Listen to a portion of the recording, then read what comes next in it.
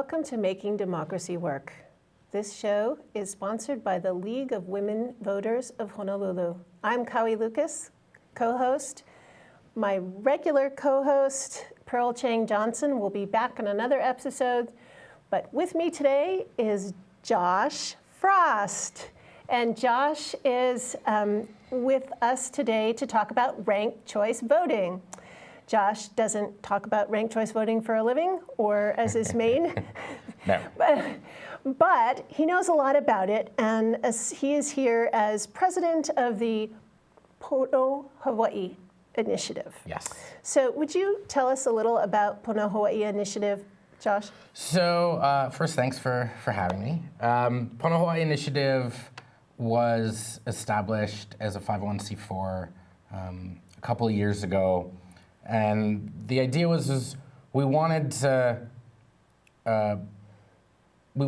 build community participation in politics, in electoral politics, in legislative advocacy, trying to get more people involved to get good stuff done. We've worked on increasing the minimum wage. We've worked on paid family leave. We've worked on tax fairness. Economic justice issues broadly, environmental issues broadly. All good things. All good things, yes. Yay. Yes, yeah. It's a great organization. The reason I asked you to come and talk to us about ranked choice voting is because suddenly it's a real issue here in Hawaii. We don't know for sure yet but it seems like there's a very real possibility that the Democratic Party will be using this process for their presidential preference poll. Yes.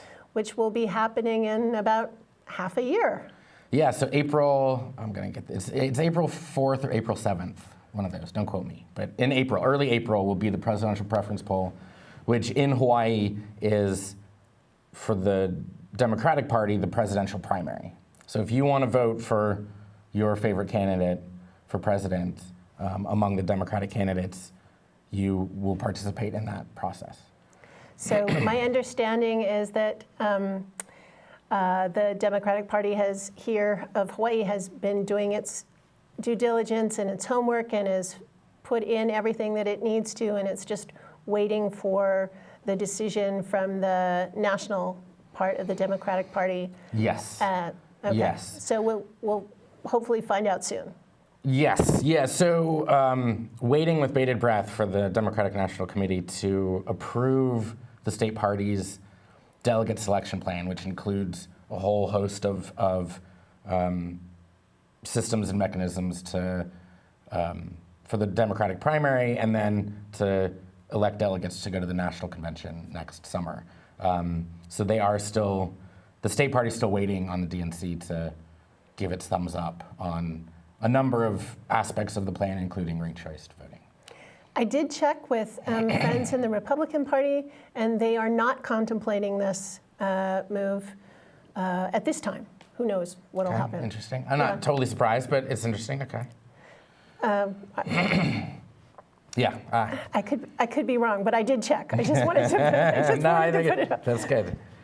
So, especially in this upcoming Democratic primary, where there are so many candidates, yes, all of a sudden there's a new way to vote. So that's a carrot and a stick, kind of. Yeah, well, definitely a carrot. I think if the party does a good job of educating party members and voters, I think it could have a really positive impact.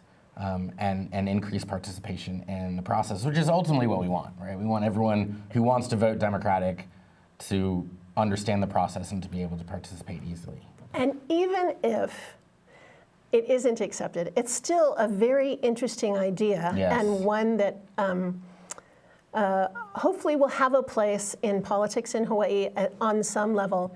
We have a visual that shows where in the United States, ranked choice voting is being used, and it's kind of interesting to just see what other locations have done. And there's all different kinds of there it is. yeah, it's like it's not for everything. Like you see Maine is that. A lot of cities, and Maine is the only major state.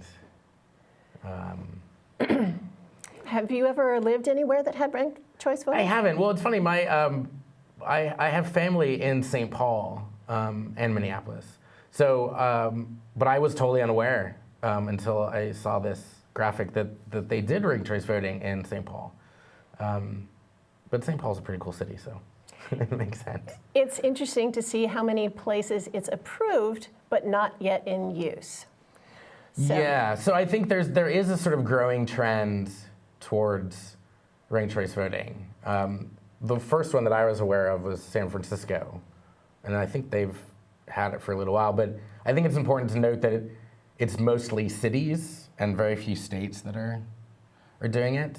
And I don't know what exactly to attribute that to, other than cities may have more sort of voter initiative and it may be easier to have change at that local, smaller level than trying to change a whole state at once. Well, and I think the other thing is most, at least that I'm aware of, city councils, the elections are nonpartisan, so everyone runs together. And so when you go through a primary, it's usually not, it's who gets sort of the top percentages, right? So there's usually, and that makes it easier to do in a sort of nonpartisan primary, as opposed to the state elections, which is you have a party primary and then you have the general. And that might make it more difficult. I'm sorry I didn't think about it until you just said that. But, wouldn't it be interesting to go back and look at the Kaui council election as if it were ranked choice? Yeah. And calculate who would have come out? Wow, that's a nice little theoretical. And I think that's one where I can see that it would have. Yeah, because it's all the just so that people understand, the Kauai County Council, all 7 council members are elected at large, so there's no districts. Everyone on the island gets to vote for 7 members of the council, and I think they can.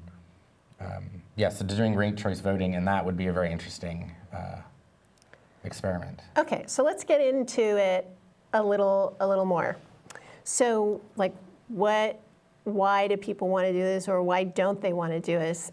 So let's just briefly go through maybe some of the cons, so we can address those up front. Like, there's. So what would you say? What do you think have you heard is kind of like the thing that people are most afraid of? Well, here the biggest concern, at least within the confines of the Democratic Party of Hawaii, is lack of understanding of the process. Right? People have either never heard about it, or they have, but they're not really clear how it works. So it would require a lot of voter education.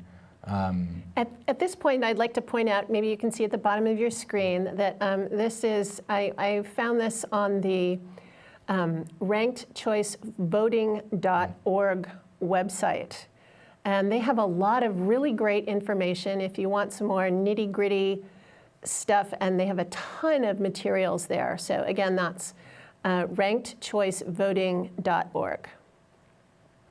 Yeah. So I think a lot of the cons that they list here, to me, they're not really legitimate. I think the only con that I see listed that I think would require some conversation is recounts would be more difficult. The rest of them, with voter education, I think you can really eliminate a lot of the concerns that are listed here. Okay, great. Yeah. Okay, enough about that. Right on. Good, because we want to talk about really, because it's very likely that many of Hawaii's voters will, all the Democratic ones, will show up. We have to say, or I should say, that in this Democratic presidential preference poll, which I believe is April 4th, I believe. I'm Okay. going to vote for the 4th. I could be Yeah, I wrong, think but I'm going to vote it's for the 4th. maybe right. You do have to be a registered Democrat to. Yes. So that's one level of education that, strangely enough, still, maybe it's because so many people come to Hawaii and have lived other places where they do things differently. I don't know, but that you actually have to be registered as a Democrat. Yes. To even get to play this fun new game that we're going to play. Yes, yes. No, it's true.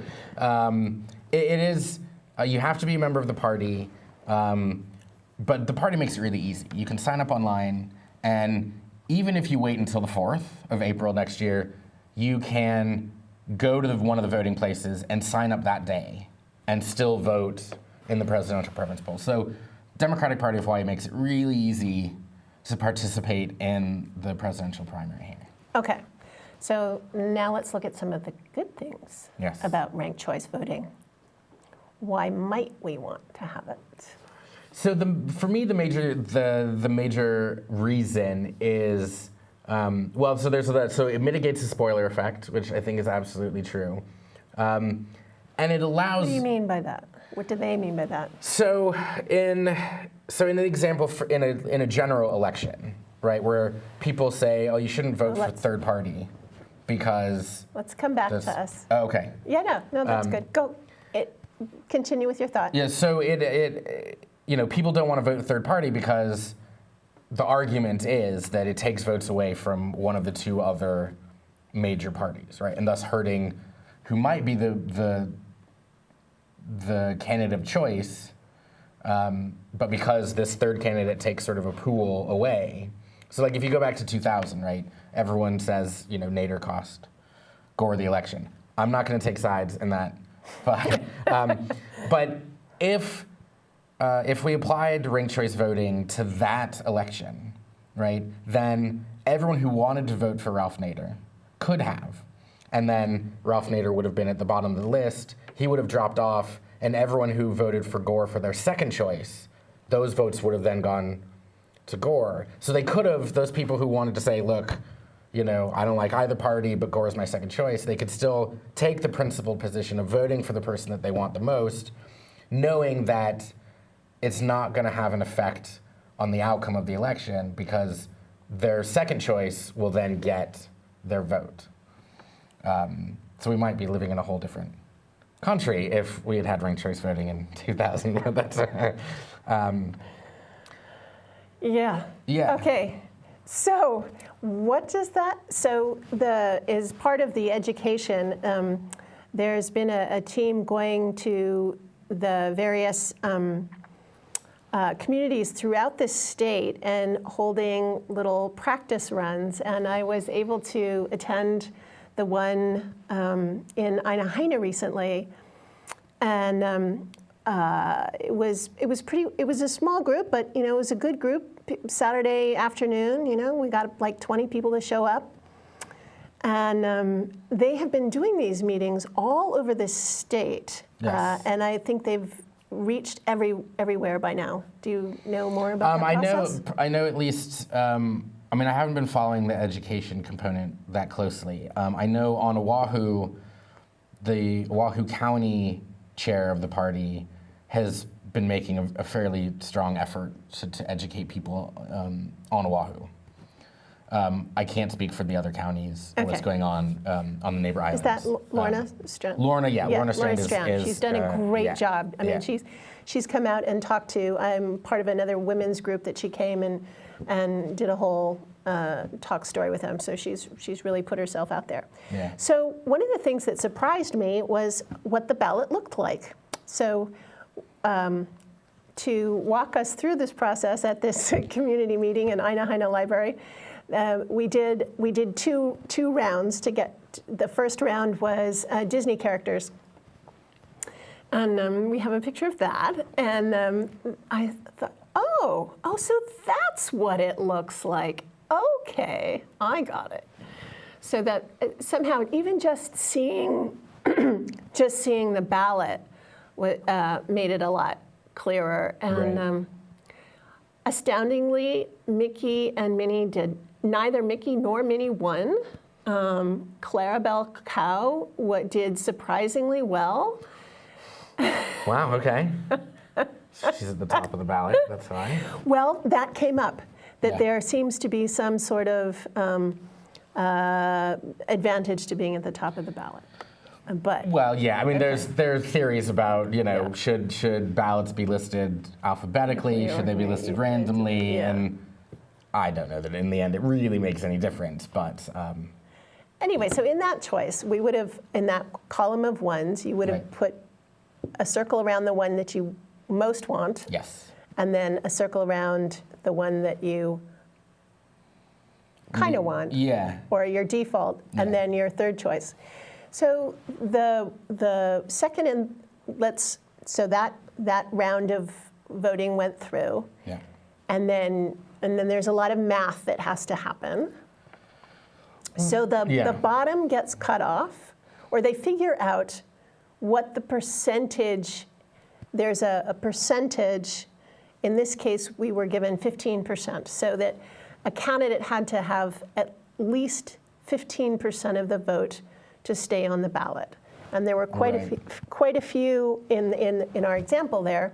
So many of them fell below that Right.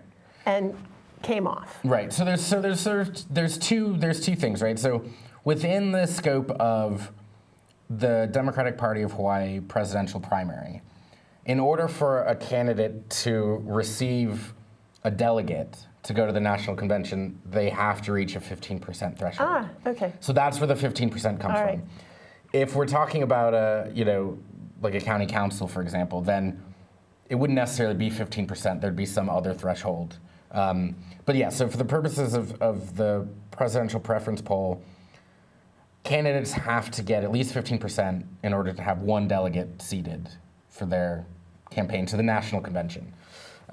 If you don't, right, so all those candidates who, maybe get 1% or 2%, right, they will drop off. But the people who voted for them don't necessarily lose a vote. They will, the vote counters, the Office of Elections, or whoever, in this case, the Democratic Party, will then look at who their second choice was. And all of those votes will then go to the second choice person. And then they recount the numbers again and see who has 15%. And they keep doing that until sort of all the votes have been exhausted. And you come up with a total number of delegates. I think the party gets 34 or 37 delegates to the national convention. So once you've sort of reached that allotment on whether it's 2 candidates or 6 candidates or whatever, then the voting stops or the counting stops. So how many votes will we have? Do you know that? I don't know that. I think there was it's probably going to be either somewhere between 3 or 5. And I don't know that Wow. I don't know that decision has been made yet, or it has, and I'm not aware of it, and so don't want to say categorically. But somewhere in there, right? So you can vote for your top 3, top 4, top 5. That's really exciting in this case. Yeah. I mean, this is the perfect time to have this. Yeah, it could be, and then Just a little historical question. I don't know if you know, but did ranked choice voting come up because there is such a huge field, or was that already in the works? I mean, the party, there are those in the party who've been supportive of ranked choice voting for a long time. I think they're advocates who've been looking for an avenue to start using the process and to start to educate people. The fact that there are so many candidates in the Democratic primary this go-around made it a little bit easier to come to that conclusion. But I don't know that it was that the crowded field was the impetus necessarily for me. I just don't know whether that was the deciding factor or not. All right. So, Yeah. okay, so we will, or those who are Democrats and choose to vote in the presidential preference poll Yes. may have up to 5 candidates that they can choose from. Yes. That's really, so do you happen to know, is this going to be then counted by computer? So I don't know. I will admit I don't know the exact process. Okay. I know that the goal of the party this year is to do mail-in voting, right? So you don't necessarily have to go to one of your neighborhood schools in Right. order to vote in the presidential preference poll. So the party will mail a ballot to every member of the party in the weeks leading up to April 4th. They will have a number of in-person locations around the state in case people want to do it in person or they lost their ballot or whatever. And there'll be a process, and I believe they're working on contracting with a vendor, and again, I don't know the specifics, to ensure ballot security, right? So for example, if I mail in my ballot, the party will know that I did so, and so if I go into a polling place, You can't vote again? I can't vote again, right? So there'll be mechanisms Okay. in place to prevent that Sure. sort of shenanigans. Great. And to count the ballots. I don't, like I said, I don't know the vendor or the technical process for that, but they are working on procedures with a vendor to do the vote count. I was so shocked in the Clinton-Obama primary when I showed up at Anaheim High School, Anaheim Elementary, and filled out the little piece of paper and put it in a long drugstore brown bag. I said, really? Yeah. Really? Yeah. So that's why I'm excited about this process, because it just seemed way too You're talking about loosey-goosey. 2008. Yeah, Yes. 2008 was, in an average, just so people sort of understand the scope, in an average presidential year prior to 2008, which was madness, the total number statewide of people who participated in the presidential preference was somewhere around 5,000 to 7,000. 5 to 7? Statewide, yeah. Wow. The number of people who turned out in 2008 to vote for Barack Obama in the presidential preference poll was somewhere in the realm of 10 times that. So 50 some odd thousand people showed up. And, the party wasn't anywhere prepared because in its history, it had never seen anywhere close to that. So I remember, working at my polling place in Palolo and just trying to help people get where they needed and help with the process because it was anarchy. And it was because so many people were excited to vote for, For a whoever local they boy. were. Well, that Some was people voted for Hillary. some people. That's true. Right. I actually, in that, I didn't vote for Hillary, but Obama wasn't my first choice either. This is how sort of far afield I was. So just to use the 2008 as an example, right? So going into the primary, my first choice was Dennis Kucinich, who I adore. And my second choice before the scandals broke out and whatever was John Edwards. My third choice after Kucinich dropped out and Edwards was forced to drop out was Obama. So if I had been able to vote ranked choice voting, Obama in the end would have still gotten my vote, right? Because Kucinich would have been my first. He dropped out. Then they went to the second, right? Edwards in Hawaii didn't get enough votes to qualify, so then it would have gone to Obama. So in the end, my third choice, he still would have got my vote in Hawaii. That's a great example. Yeah. Yeah. And I'm hoping that will, by the time we get to next April, the field will be considerably whittled down from what it is now. And so even if you, right, if you vote for someone who's dropped out, right, is your first choice. Let's just mention that we're recording this on September 9th, Yes. So that's 2019. Yes. So we're a full 7 months out from the presidential preference poll. So anything could happen. But a number of candidates I expect won't still be campaigning come next April. And when the ballots are printed, there may be people in the race who, when the ballots are distributed, are no longer in the race. So you could still vote for your first choice, and then a week later they drop out, and you go, oh, well, what am I going to do now? It's okay, because you have your second choice, and maybe they're still in the race. And then your second choice gets your vote. So it's a really great, it gives people confidence to vote for who they genuinely support, as opposed to who to them is the least objectionable, which is how a lot of people, unfortunately, vote, these days.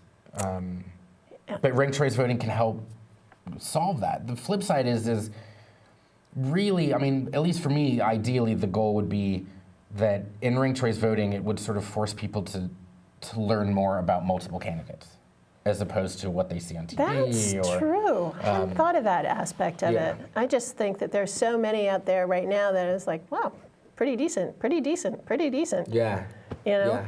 And I actually think that was one of the cons that was listed, but to me it's a pro, right? The electorate should be educated on who they're voting for. And if they now have to vote, can vote to up to 3 people, then that's 3 times more candidates they need to know about, and that's good for everybody. That's good, really good for everybody. Yeah. So we're in our last minute or so here. Josh, just for fun, if you wanted to talk about prognostications on any level, you're free to do that. But you don't have to. Yeah, I think to avoid angering people, I'll just, Okay. All right. Well, thank you so much for coming down to this lovely Kaimaki studio. And today I want to just give a shout out. Our backdrop is Waikiki on Hawaii Island, if you're wondering what that beautiful place is. It's very nice. I wish I was there now. Thanks so much, Josh. Thank you for having me. This was great.